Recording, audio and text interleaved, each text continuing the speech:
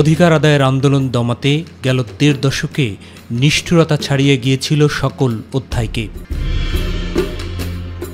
একনায়কতন্ত্র কায়েমে রাষ্ট্রের সকল বিভাগকে দলীয়করণের মাধ্যমে অকার্যকর করে ফেলার মতো জঘন্য পদক্ষেপও নেওয়া হয়েছিল অবলীলায়।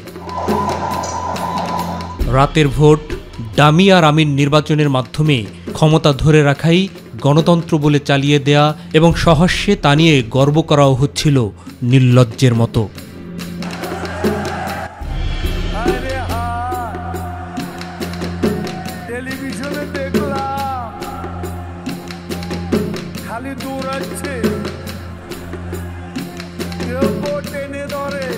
প্রতিবাদ দমানোর ভাষা ছিল একটাই, বুলেট।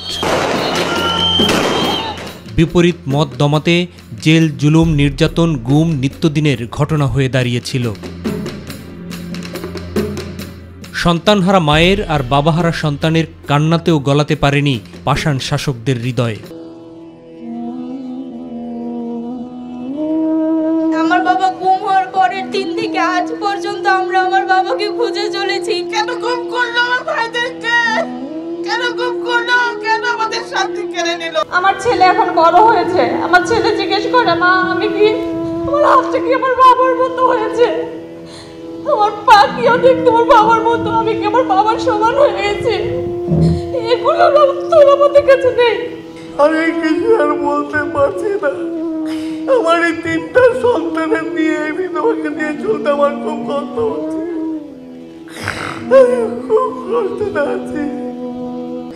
আমি কাকে বলবো আমার এই দুঃখের কারণে? আমার এই বয়সে লেগে আমি কাঁদতে নিয়ে যাবো। আজ পর্যায়ে তো কথা হয়েছে কেমন থেকে আমি কারো কাছে কোনো পেশন নাই। আমি আল্লাহর কাছে উপরে জানলাম, আপনার আমার এই সন্তানের বিচার করবেন। আপনার বিচার আমাদের আর কত কষ্ট করলো? আমাদের একটি সন্তান, আমাদের একটি সন্তান। আমি চাই আমার সন্তান আমাকে মা রাখুক, আমার সন্তান আমাকে মা রাখুক। বাচ্চাদের বাবা বড় অসুস্থ, সন্তানের দুঃখ কষ্টের কথা, সন্তানের কথা বলে শেষ করতে পারবো না। কিন্তু একটাই চাই, ঘুম আর দেখতে চাই না। এই বলছে ঘুম কি আর কথা বলতে চাই না। ধর্ম অবমাননার বিরুদ্ধে ফুঁসে ওঠা মানুষের বুকে নির্বিচারে গুলি চালিয়ে লাশ গুম আর ভয়ের সংস্কৃতি তৈরি করে সবাইকে চুপ করানোর কৌশল প্রয়োগে মোটামুটি সফলও হয়েছিল ফ্যাসিবাদী শাসক গোষ্ঠী।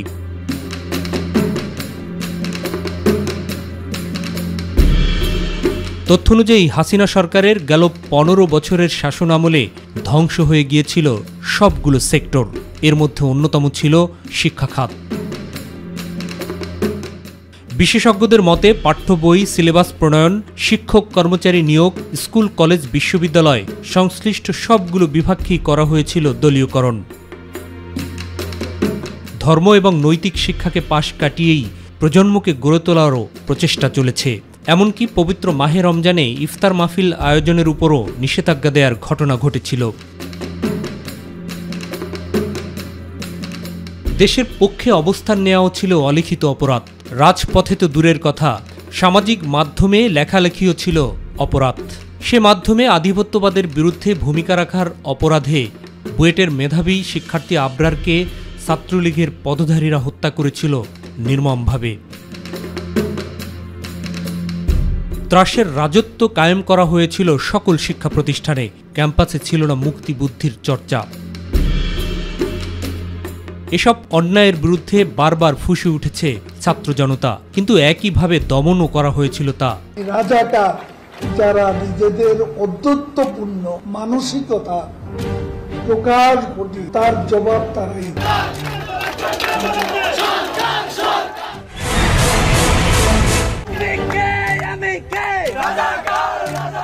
মুক্তিযোদ্ধার সন্তান নাতিপুতিরা কেউ মেধাবী না, যত রাজাকারের বাচ্চারা নাতিপুতি হলো মেধাবী, তাই না?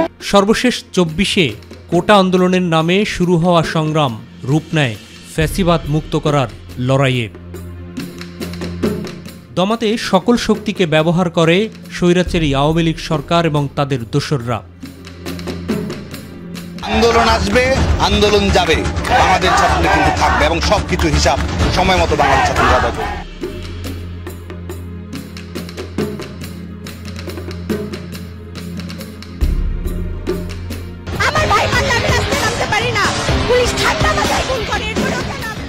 কিন্তু সকল ভয়কে উপেক্ষা করে ক্ষোভের আগ্নেয়গিরিতে জ্বলে পুড়ে ছারখার হয়ে যায় স্বৈরশাসকের মসনদ।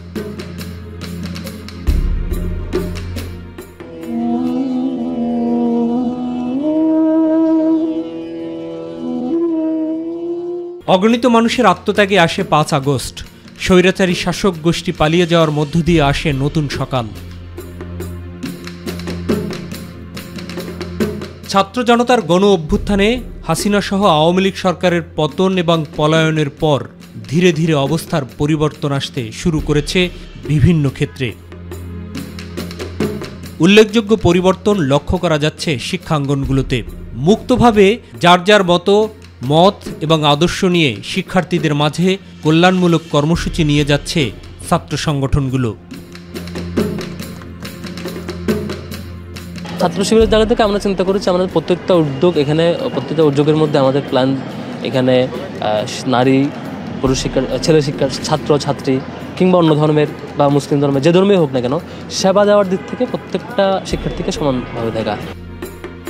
একদিকে গোটা মাস জুড়েই শিক্ষার্থীদের নিয়ে ইফতার অনুষ্ঠান করে সুনাম কুড়াচ্ছে ইসলামী ছাত্র শিবির, অন্যদিকে হিজবুল কুরআন এবং তিলাওয়াত প্রতিযোগিতার আয়োজনে ছাত্রদলকে বাহবা দিচ্ছে সর্বস্তরের মানুষ।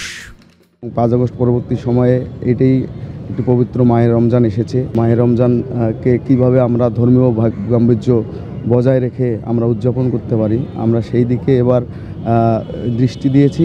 সেই থেকেই কিন্তু আমাদের আজকের এই পবিত্র কোরআন তিলাওয়াত প্রতিযোগিতার আয়োজন করেছি। গেল 1.5 যুগে ক্যাম্পাসগুলোতে ছাত্রলীগ এবং তাদের সহযোগীদের ছাড়া অন্য কারো নাম উচ্চারণ ছিল মহাপাপ।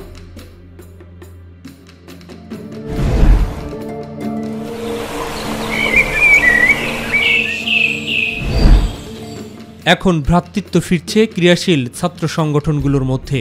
বৃহত্তর ছাত্র সংগঠনের নেতারা একে অপরের কাজকে সাধুবাদ দিতেও ভুলছেন না, এমনকি নিজেরাও গিয়ে শুভেচ্ছা বিনিময় করছেন অন্য ছাত্র সংগঠনের অনুষ্ঠানে। আমরা রাজনৈতিক সৌহার্দ্য মেনটেন করতে জানি, রাজনৈতিক শিষ্টাচার জানি। প্রতিষ্ঠার পর থেকে আমরা এই ধরনের সমাজ কল্যাণমূলক এবং ছাত্র কল্যাণমূলক কাজগুলো আমরা জারি রেখেছি। গত 16 বছর আমরা এই সমস্ত কাজগুলো করতে পারিনি, কারণ আমাদের উপর এক ধরনের ডিহিউম্যানাইজেশনের মধ্য দিয়ে আমাদেরকে যেতে হয়েছে। 24-এর গণ অভ্যুত্থান পূর্ব সৌহার্দ্যপূর্ণ এমন সম্পর্ক ধরে রাখতে চায় প্রধানতম ছাত্র সংগঠনগুলোর শীর্ষ নেতারা। 71-এর আত্মত্যাগকেও ধারণ করি, একই সাথে 24-এর আত্মত্যাগকেও আমরা ধারণ করি। 24-এ ছাত্রলীগ প্রশ্নে আমাদের যেই পজিশন, 24-এ ছাত্রলীগকে যেমন আমরা বলতেছি যে তাদের অবশ্যই বিচারের মুখোমুখি হতে হবে, যারা দায়ী। যখন ডাকসু নির্বাচন ছিল তখনই ছাত্রলীগের সবাই সাইন করে কাগজ পাঠিয়েছিলেন যে নুরুল হক নূর আপনি যা সাইন করে দেন যেন ধর্মভিত্তিক ছাত্র রাজনীতিটা নিষিদ্ধ হয়ে যায়। মানে মূলত টার্গেট ছিল ছাত্র শিবির। আমরা তখনই সেটা সাইন করিনি। মানে আমরা আগে থেকেই প্রত্যেকটা কমিউনিজম যদি বিশ্ববিদ্যালয়ের অ্যাডভোকেসি করতে পারে তাহলে ধর্মভিত্তিক কোনো ছাত্র সংগঠন কেন করতে পারবে না, আমরা সেটা গিয়েছিলাম। আদর্শগত পার্থক্য থাকলেও বর্তমান সময়ে ভালো কাজের প্রতিযোগিতার মাধ্যমেই শিক্ষার্থীদের মন জয় করতে চান বলেও দাবি ছাত্র নেতাদের। আমরা যেন সকল ক্যাম্পাসে সহাবস্থান পাই, এটি তাদের কাছে দাবি। আমাদেরকে সাধারণ শিক্ষার্থীরা জাজমেন্ট দিবে যে আমরা ভালো কাজ করছি না মন্দ কাজ করছি। 5 আগস্টের আগের প্রেক্ষাপট আর পরের প্রেক্ষাপটের অনেক পরিবর্তন ঘটেছে। আপনি ক্যাম্পাসগুলোতে গেলে এখন দেখতে পাবেন যে আগের মতো ছাত্র রাজনীতির নামে যে দাসত্বের শৃঙ্খল, এরপরে জোর করে কর্মসূচিতে নিয়ে যাওয়া অথবা র্যাগিংয়ের কালচার, ট্যাগিংয়ের কালচার, সেটা অনেকটাই কেটে উঠেছে। তো আশা করছি আমরা যদি সকলে সম্মিলিতভাবে কাজ করি, প্রত্যেকটা ছাত্র সংগঠন উদারতার মাধ্যমে, সহাবস্থানের মাধ্যমে কাজ করে, এই ট্রমা এবং এই ভীতিটা আরও অনেকটা কেটে যাবে ইনশাআল্লাহ।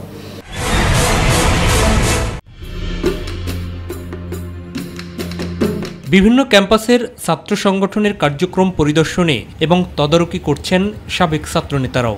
ফ্যাসিবাদ যাতে আর কোনোভাবেই ক্যাম্পাসগুলোতে প্রবেশ করতে না পারে সেজন্য ফ্যাসিবাদ বিরোধী আন্দোলনে থাকা সকল ছাত্র সংগঠনের মধ্যে শান্তিপূর্ণ সহ অবস্থানের পরামর্শ দিচ্ছেন তারাও। জাতীয়তাবাদী ছাত্রদল এতদিন কাজ করতে পারে নাই, সংগঠন করতে পারে নাই, তারা স্বাভাবিক রাজনৈতিক প্রক্রিয়ায় অংশগ্রহণ করতে পারে নাই। আন্দোলনে ছিলাম, তারা আন্দোলনে ছিল, তারা আন্দোলনকে বেগবান করেছে, তাদের মধ্যে ঐক্যবদ্ধতা বজায় রেখেছে। কিন্তু এখন এই মুহূর্তে দেশ গড়ার কাজে নিজেদেরকে নিয়োজিত রাখতে হবে। শিক্ষার্থীদের, ছাত্রদের অধিকারকে প্রতিষ্ঠা করার জন্য আজকে তারা জনাব ভারপ্রাপ্ত চেয়ারম্যান তারেক রহমানের নেতৃত্বে কাজ করে যাচ্ছে। আমরা চাই অবশ্যই প্রত্যেক ছাত্র সংগঠনকে তার জায়গা থেকে সহাবস্থানে বিশ্ববিদ্যালয় কলেজগুলোতে তার কার্যক্রম পরিচালনা করা প্রয়োজন। এটা সব সংগঠনের দায়িত্ব আছে, ছাত্র শিবিরেরও আছে, ছাত্র দলেরও আছে, এবং সবাই জায়গা থেকে দায়িত্ববান হয় কাজটা সহজ হয়ে যাবে। এখনই উপযুক্ত সময় কিনা ছাত্র সংসদ নির্বাচনের তা নিয়ে ভিন্ন মত থাকলেও নির্বাচিত ছাত্র সংসদ শিক্ষার্থীদের জন্য অপরিহার্য বলেই মনে করেন সবাই। আমরা বলছি ক্যাম্পাসে ছাত্র রাজনীতি হবে শুধুমাত্র যারা রাজনীতিতে আগ্রহী তাদেরকে নিয়ে। আমরা একটা সুস্থ ধারা ছাত্র রাজনীতি তৈরি করার চেষ্টা করছি এবং আমরা চাই যে ক্যাম্পাসের যে নেতৃত্ব সেটা উঠে আসুক ছাত্র সংসদ নির্বাচনের মাধ্যমে। আমরা বলি যে রাজনীতি বন্ধ নয়, মানে মাথা ব্যথা করলে মাথা কেটে দেওয়ার তো সমাধান না আসলে। তো ক্যাম্পাসে এখন রাজনীতি কিভাবে চলবে তার একটা নীতিমালা তৈরি করুক এবং সব ছাত্র সংগঠনগুলো সেগুলোতে এগ্রিমেন্ট করুক যে হ্যাঁ আমরা ক্যাম্পাসে রাজনীতি করতে গেলে এই পয়েন্টে আমরা রাজনীতি করব। আমরা চাই যে বাংলাদেশের প্রত্যেকটি ক্যাম্পাসে একদম প্রকাশ্যে গণতান্ত্রিক রাজনীতি থাকা উচিত। বাংলাদেশের যে কোনো ছাত্র সংগঠন সেখানে ছাত্র রাজনীতি করতে পারে, তারা শিক্ষার্থীদের কাছে তাদের আবেদন তারা পৌঁছে দিতে পারে। শিক্ষার্থীরা গ্রহণ করবে নাকি বর্জন করবে এটি শিক্ষার্থীদের নিজস্ব এখতিয়ার বিষয় বলে মনে করছি। সম্পর্কের অবনতি হতে পারে এমন কাজ কিংবা কথা এড়িয়ে চলার ব্যাপারেও পরামর্শ এবং আহ্বান একে অপরের প্রতি। ক্যাম্পাসের শিক্ষার পরিবেশ সুষ্ঠু রাখার জন্য সহাবস্থান যাতে সকলে মিলে এই ক্যাম্পাসে পথ চলতে পারে, সেই জন্য ছাত্রদের যে ক্যাম্পাস ছাত্ররাই থাকবে, সকলে মিলে সকল আদর্শের সকলেই ঐক্যবদ্ধভাবে পথ চলবে। মতপার্থক্য, মতদ্বৈততা এটা গণতন্ত্রের সৌন্দর্য। এখন যে পরিস্থিতিটা আছে এই সংস্কৃতির মধ্য দিয়ে মতবিরোধের যে কথা আমরা বলে থাকি সেই জায়গাটা অনেকাংশে সেটা কমে আসবে এবং আমরা একটা জায়গায় গিয়ে আমরা এক হইতে পারবো। এরই মধ্যে বৈষম্য বিরোধী আন্দোলনের ব্যানারে থাকা শিক্ষার্থীদের একটা অংশ মিলে নতুন ছাত্র সংগঠন গণতান্ত্রিক ছাত্র সংসদ নামে একটি সংগঠনের আত্মপ্রকাশ করেছেন। শিক্ষার্থী বান্ধব কর্মসূচি নিয়ে তারাও সামনে পথ চলবেন বলে দাবি করছেন। 24 পরবর্তী যে বাংলাদেশ, সেই 24 পরবর্তী বাংলাদেশে আমরা যে ছাত্র সংসদ চাচ্ছি সেই ছাত্র সংসদে যাতে স্বচ্ছ, নিরপেক্ষ এবং শিক্ষার্থীদের সত্যিকারে তাদের যে মনস্তত্ত্ব বা তাদের যে প্রতিনিধি নির্বাচনের প্রক্রিয়া সেই প্রক্রিয়া যেন সম্পূর্ণ প্রতিফলন ঘটে, সেই আগাম বার্তা আমরা প্রশাসন দিকে দিতে চাই। ফ্যাসিবাদ বিরোধী আন্দোলনে থাকা দলগুলোর মধ্যে সবাই বলছেন ঐক্যবদ্ধ থাকার কথা।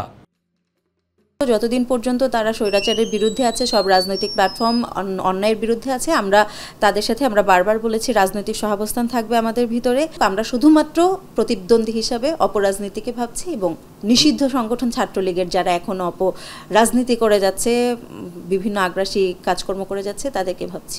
ক্যাম্পাসগুলোতে এক ধরনের সহাবস্থান প্রায় নিশ্চিত হয়েছে। সহাবস্থান যেন কোনো ধরনের বাধাগ্রস্ত না হয় সেজন্য প্রত্যেকটি সংগঠনের সহনশীল আচরণ করা উচিত এবং ভালো কাজের প্রতিযোগিতা নিশ্চিত করা উচিত। পরাজিত প্যাসিস্ট শক্তিরা যেন পুনরায় কোনোভাবে ক্যাম্পাসগুলোতে মাথাছড়া দিয়ে না উঠতে পারে, সেজন্য প্রত্যেকটি ছাত্র সংগঠনকে গুরুত্বপূর্ণ ভূমিকা রাখতে হবে। প্রত্যেক ছাত্র সংগঠনই তার নিজের জায়গা থেকে নিজস্ব আদর্শ চর্চা করবেন, নিজস্ব যে দলীয় এজেন্ডা আছে সেটা বাস্তবায়ন করবে, তবে সেটা যেন কোনো অবস্থায় ফ্যাসিবাদী চরিত্রের সাথে না মিলে এটা আমাদেরকে লক্ষ্য রাখতে হবে। তাহলেই ক্যাম্পাসের সুষ্ঠু ধারা বা পরিবেশ ফিরিয়ে আনা সম্ভব।